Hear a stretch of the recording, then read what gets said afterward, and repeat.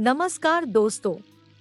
आपका स्वागत है योगेश महाजन लीगल चैनल पर। योगेश महाजन लीगल चैनल पर हम आपको प्रस्तुत करेंगे नवीनतम सुप्रीम कोर्ट के फैसलों और विभिन्न अन्य न्यायालयों के फैसलों पर और विधि ज्ञान को प्रसारित करने का प्रयास करेंगे। इस चैनल पर हम न्यायिक फैसलों के महत्व को समझाने और विधि समझौतों की युक्तियों को समझाने का प्रयास करते हैं। हमारा मकसद है कानून और न्याय के क्षेत्र में ज्ञान को आपके पास पहुंचाना, तो कृपया हमारे चैनल को सब्सक्राइब करें, घंटी आइकन दबाएं, वीडियो को लाइक और शेयर करें। दोस्तों, माननीय सुप्रीम कोर्ट का एक फैसला है जो कि 29 जनवरी 2024 का था और इसमें जो क्रिमिनल अपील नंबर ऑफ 2024 जो कि अराइज हुई थी specially petition criminal number 6367 of 2023, इसमें अपीलेंट्स वर्सेस स्टेट ऑफ छत्तीसगढ़ का ये केस है। यहाँ पर जो ऑर्डर था वो हाई कोर्ट की जो जजमेंट को चैलेंज किया गया था। हाई कोर्ट की जजमेंट में जो इनको जो 320 बी के अंदर जो एक सीआरपीसी होता है उसके अंदर उन्होंने एक अपनी एक वो फाइल किया था, पिटीशन फाइल की थी कि जो अपीलेंट है और एक जो कंप्लेनेंट है उनके बीच में सुलह हो गई है। 320 सीआरपीसी के तहत उन्होंने एक अपनी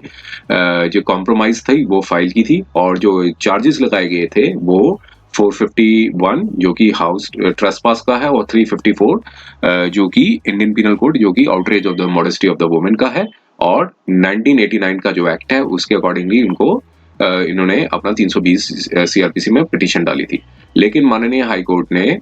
जो है बाकी जो 451 और 354 इंडियन पिनल कोड से तो कंपाउंड कर दिए थे ऑफेंसेस को, लेकिन 1989 का जो एक्ट है उसमें कंपाउंड करने से मना कर दिया और उन्होंने कहा कि जो सजा जो है वो 1 साल तक की है, लेकिन जो सजा है वो 6 महीने तक की कर दी गई थी। तो आइए देखते हैं माननीय सुप्रीम कोर्ट ने क्या फैसला दिया, क्या वो ऑफेंसेस से उनको एक्विट कर दिया कि नहीं किया। तो आइए देखते हैं कंटेंट्स को। तो पहले देखिए, जो यहाँ पर बताया है कि जो अपीलेंट एक्यूज्ड है उन्होंने चैलेंज किया था 21 मार्च 2023 के ऑर्डर को, जो कि हाई कोर्ट ऑफ छत्तीसगढ़ का था, बिलासपुर का, क्रिमिनल अपील नंबर 1088 ऑफ 2002 का,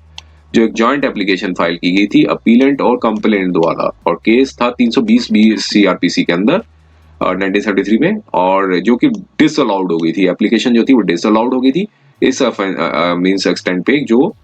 ऑफेंस पनिशेबल है सेक्शन 3 सब पार्ट 1 और 11 ऑफ 1989 का जो एक्ट है,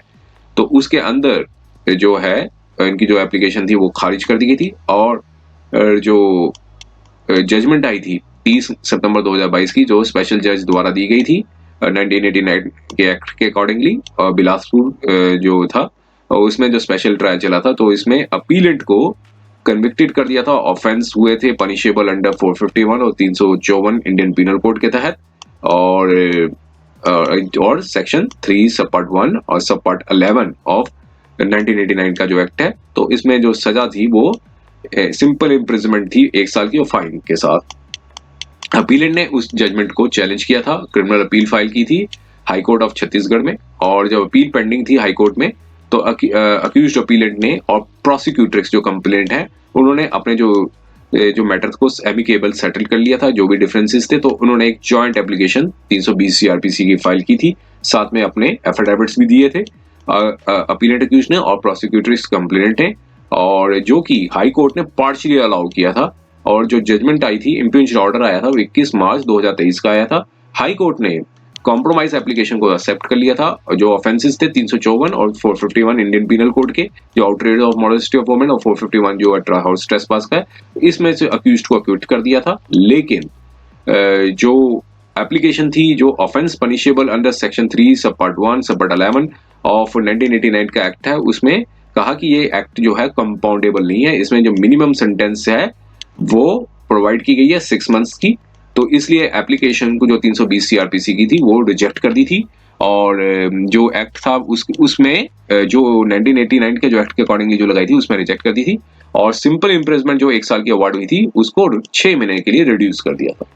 अब उस ऑर्डर को चैलेंज किया 21 मार्च 2023 के, और यहाँ पर इंस्टेंट अपील फाइल की, और चूंकि अब अपील पेंडिंग थी तब अपीलेंट को ही बेल पे रिलीज कर दिया गया था 9 जून 2023 द्वारा। अब शॉर्ट क्वेश्चन यहाँ पर कोर्ट ने ये देखा कि जो कन्विक्शन हुआ है सेक्शन 3 सब पार्ट 1 सब पार्ट 11 ऑफ 1989 एक्ट में, तो क्या वो जो एप्लीकेशन रिजेक्ट की गई थी 320 सीआरपीसी की, क्या वो जस्टिफाइड है और लॉफुल है? अब सेक्शन जो इंग्रेडिएंट को देखा, सेक्शन 3 सब पार्ट 1 ऑफ 11 ऑफ 1989 एक्ट क्या कहता है? Punishment for the offences of the atrocities. तो उसका जो 11 पोर्शन है कि जो कोई भी असॉल्ट करेगा, जो भी वुमेन बिलोंग करेगी, तो उनको जो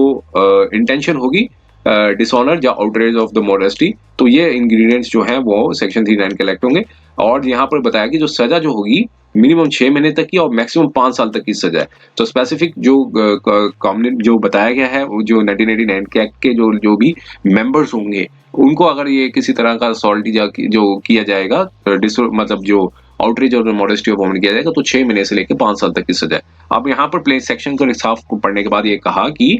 मॉडेस्टी ऑफ जो वुमन जो है वो विक्टिम को की जानी चाहिए, और जो कि बिलोंग करनी चाहिए उस कैटेगरी से रिलेटेड है जो 1989 के एक्ट के अकॉर्डिंगली है। और जो एफआईआर और फॉल्स स्वॉन टेस्टिमोनी थी कंप्लेंट की, जो कि जजमेंट का एक्सट्रैक्ट का पार्ट थी और हाई कोर्ट में और इवन ट्रायल कोर्ट में भी थी।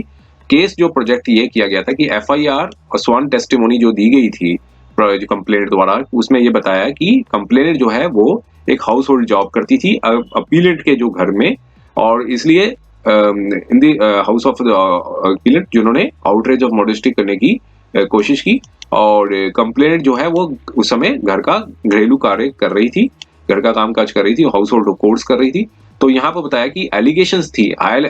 हाईएस्ट एलिगेशन को भी देखी जाए प्रोसिक्यूटर्स की, तो यहाँ पर कोर्ट ने कहा कि ऑफेंडिंग एक्ट जो है वो नहीं किया गया अक्यूज द्वारा, कि इस इंटेंशन से, इस मंशा से कि वो एक पर्सन है, वो बिलोंग करती है एक मतलब 1989 के जो एक्ट में जो कास्ट बताई गई है उसमें बिलोंग करती है। तो इस इशू को जो डील किया गया था वो एक जजमेंट आई थी मशुमा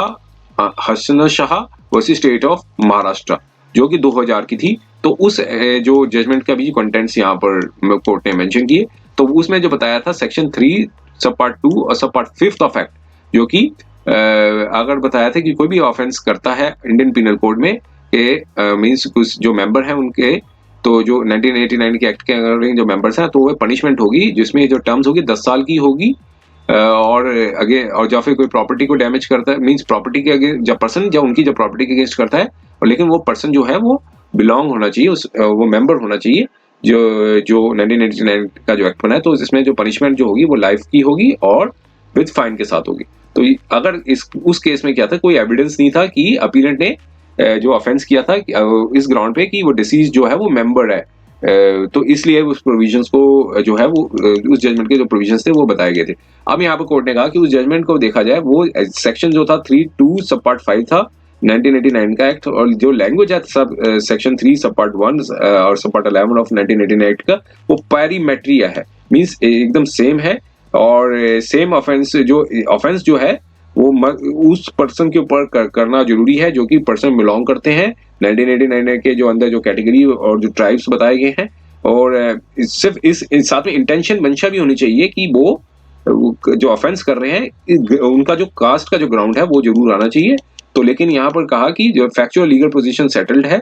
तो यहाँ पर कोर्ट ने कहा कि कन्विक्शन जो है अपीलेंट अक्यूज्ड की, वो ऑफेंस जो है सेक्शन 3 सब पार्ट 1 सब पार्ट 11 ऑफ एक्ट जो है वो सस्टेनेबल नहीं है मेरिट्स के आधार पे। इसलिए जो कन्विक्शन जो है वो रिकॉर्ड की गई है ट्रायल कोर्ट द्वारा और हाई कोर्ट द्वारा, तो इसको सेट असाइड किया जाता है, क्वैश किया जाता है। इसलिए अपीलेंट को जो है चार्ज लगाया गया है सेक्शन 3 सब पार्ट 1 सब पार्ट 11 ऑफ एक्ट का 1989 के एक्ट है, तो इसलिए उनको वहां से अक्विट किया जाता है। चूंकि अपीलेंट बेल में है इसलिए जो बेल बॉन्ड है वो डिस्चार्ज किए जाते हैं, और पेंडिंग एप्लीकेशन भी वो है डिस्पोज कर दी गई 29 जनवरी 2024 की थी ऑनरेबल 3 जजेस की जो बेंच है। उम्मीद है कि यह वीडियो आपको पसंद आया होगा। अगर आपने अभी तक हमारे चैनल को सब्सक्राइब नहीं किया है तो कृपया इसे सब्सक्राइब कर ले और बेल आइकन दबाकर नोटिफिकेशन प्राप्त करें ताकि आप हमारे नए वीडियो से अपडेट रह सकें। अगर आपको यह वीडियो पसंद आया हो तो कृपया लाइक करें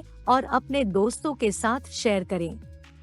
हमारे चैनल पर आपको न्यायिक मुद्दों, कानूनी सलाह और कानूनी अपडेट्स के बारे में नवाचारिक और महत्वपूर्ण जानकारी मिलेगी। हमारे साथ बने रहें, क्योंकि योगेश महाजन लीगल आपके कानूनी सवालों का सहायक है।